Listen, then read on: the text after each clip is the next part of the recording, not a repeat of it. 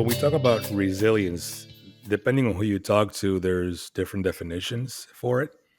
One definition that I like, and I believe it was Joe DeSena, the creator of Spartan Racing and Tough Mudder and all that stuff, that he told me that it's the ability to keep going when you feel like you can't.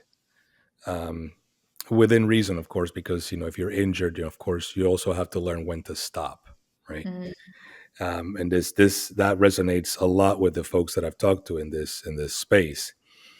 But that's not just with physicality, right? You got to a point, so you go to Borneo, you come back, you basically still in your corporate environment for a while after that. But I assume, and correct me if I'm wrong, but I assume that at some point there was this tug of war inside you, where one side you have, should I quit the status quo of the work, that everybody says that I'm supposed to do? You're supposed to work, make money, save money, and retire someday. Or should I jump headfirst into this thing that I'm doing on the weekends only and make this my life? I mean, that in itself is a jump that requires, a leap of faith. It requires confidence. It requires mental resilience on taking that jump and then sticking to the plan, creating the plan, modifying the plan, updating the plan, and then executing the plan. Tell us a little bit more about that shift, and how was that for you, going from having a safety net of corporate environment versus going pretty much on your own? yeah, yeah, I love that. It always takes me back to that feeling, which was a very visceral feeling because when I when I first quit my job, so like I think the thing is I always knew that what I was doing in this sort of office corporate London rat race environment, it wasn't me and it wasn't my full story. But I got so into it, and I had, I was in an incredible business and I had incredible opportunities. Um, that I just kept going until it didn't feel right. And then when it started to not feel right, then that's when I started to think maybe this is the time. And like you said, it was just, terrifying to walk away from great job, company that was really going places. It was literally the fastest growing tech startup in the UK at that time. I'd also built the company culture into one of the best companies in the UK to work for. I had share options that I had to give up when I left. So there was like that promise of lots of money that had been, dangled in front of me for years. But I just thought, now's the time. I was 27. I had saved up the money to buy the mortgage, so I had some money saved up, but I hadn't bought the house yet. And but it was just absolutely terrifying when I first actually found myself living in my life with no routine, no structure, no momentum, no purpose, no boss, no money coming in, nothing. It is just like life is very quiet when you don't have those things, just absolutely nothing. And you have to build it step by step by step. Like you said, like every single day, taking this vision, starting to put myself out there, starting to frame something around it. So I did quite a few things. I firstly started doing consulting work to earn some money, for startups, because that was my background. I thought I need to earn money and start getting some money in. So I'll do that, and that will be consulting. So it'll be a couple of days a week, which will give me time to see what this sort of challenge Sophie, this whole vision could become. And then I just started to build both, and I started to look to the world for inspiration. And I looked at all these people who were doing these phenomenal things around the world, and I broke it down, and I was like, what they did is they had an idea and they started and they continued. And that's the resilience that you're talking about. And for me, it's not just sheer continuing when you can't go on, because sometimes roadblocks are in our way for a reason. But for me, resilience is about bringing yourself back to baseline when things knock you off course. It's like the global pandemic was a huge like resilience test for all of us. My business stopped overnight, everything, because everything I do and did at the time was to do with people and places. I'm resilient, but I used my resilience to retrain during that time. and to focus on other areas of my business that haven't had a chance. And now I'm a mindset coach and I get to do that all around the world, which I absolutely love. Um, so for me, resilience is like that, bringing yourself back to baseline and then having that confidence and having that courage to believe in yourself and to take those risks, even when life is kind of sending you off course or sending you challenges or these curveballs that can constantly come. So yeah, I think it's been a wild journey. It's definitely been challenging. It's been so many times when I've just had to just keep on going and keep on believing and reinvent myself, pick myself back up, develop new strings to my bow. I think that's the thing. You can't, a lot of people in my space, they might want to do adventures and then they want to make a living being a sponsored athlete. But for me, that was never the purpose. It was like always, what's the mission here? What's the vision? And if I am working with brands being sponsored, what's the alignment between the two of us that we can work on together to create the impact that we want to create, but not just saying, oh, I'm someone who wants to climb mountains and cycle my bike and get paid to do it. So yeah, I think a lot of things in there, and like you said, just always reinventing, always kind of adapting and adjusting, and being a trailblazer in my line of work, and wanting to to kind of like really, yeah, to just do things differently, basically. No, thank you for sharing that. Before we move away from this topic and get more into the challenges you've done and your philosophy of life, because I want to tap on that a little bit more. You mentioned something earlier about no one likes their job, and unfortunately, that is a lot more true than we would like to admit. As you go through this process, I'm sure you have people telling you, "What are you doing?" And anytime someone takes a leap like that, whether it's like the one you took, or even changing industries. Like I've changed industries a handful of times in my career. And I remember people telling me, you got decades of experience doing this, and now you're going to start from zero doing that. You get a lot of that feedback. You also get positive feedback. I don't want to make it seem like nobody out there supports, but it's really difficult for people to support uh, individuals that are taking such a big leap of faith, even when they're trying to. I mean, people are intending the right things. They love you. They want to support you, but logic says, "I can't support this. What are you doing?"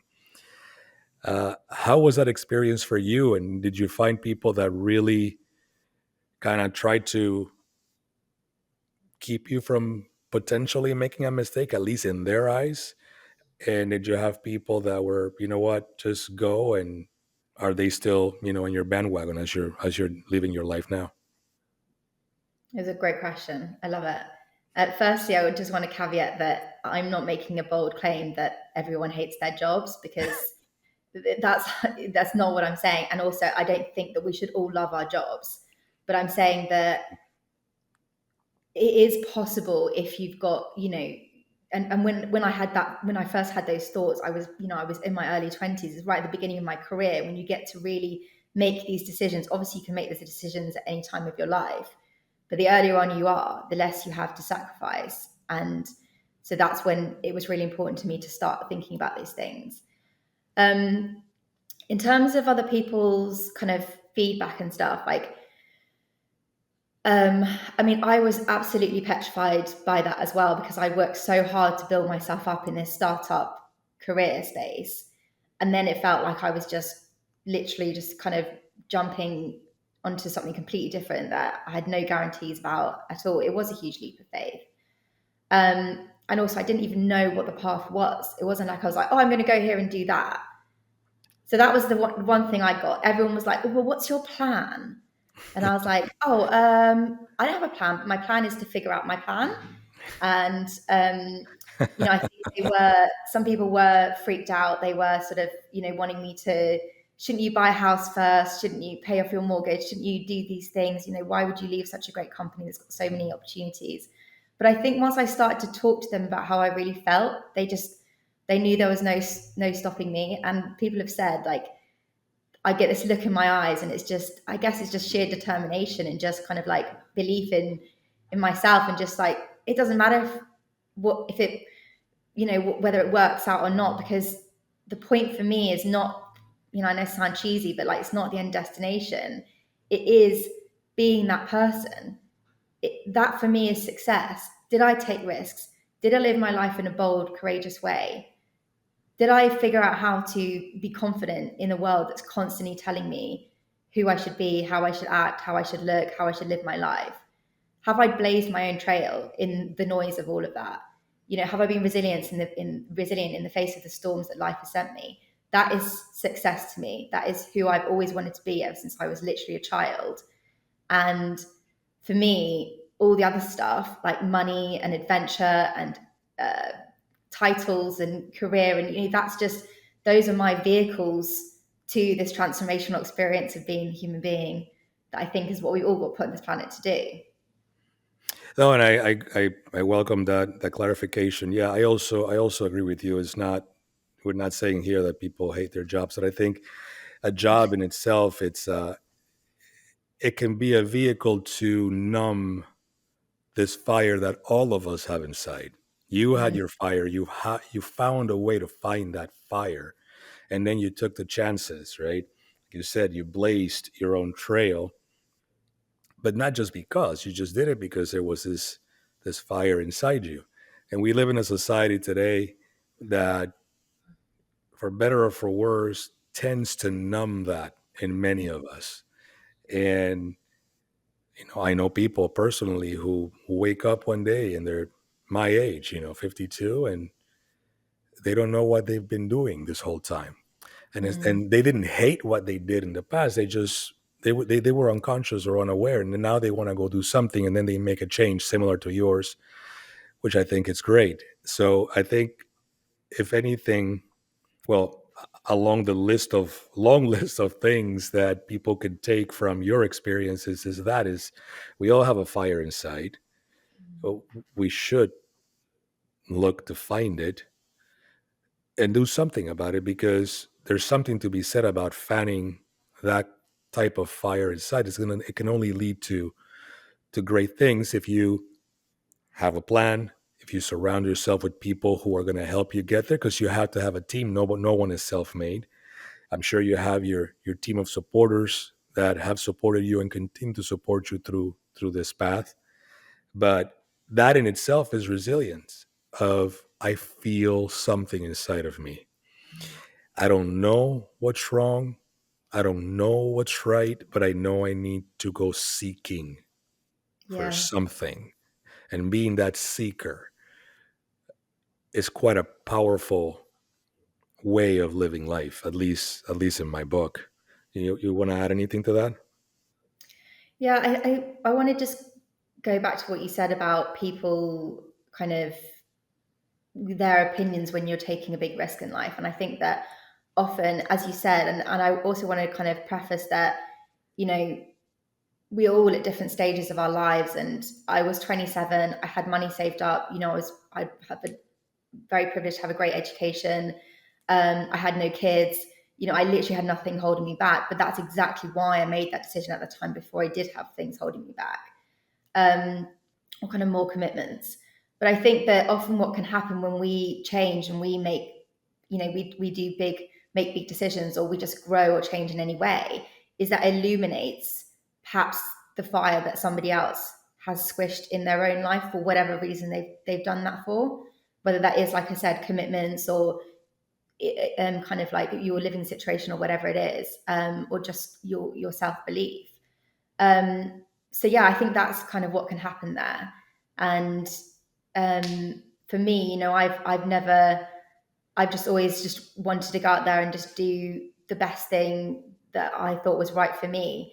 And not, and obviously support other people on their journey if and when they're ready to kind of to tap into that.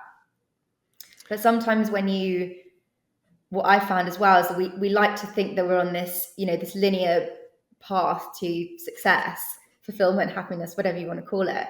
But actually, when I have taken those, what felt like either a step sideways or a step backwards, it's actually given me the opportunity to leap ahead anyway.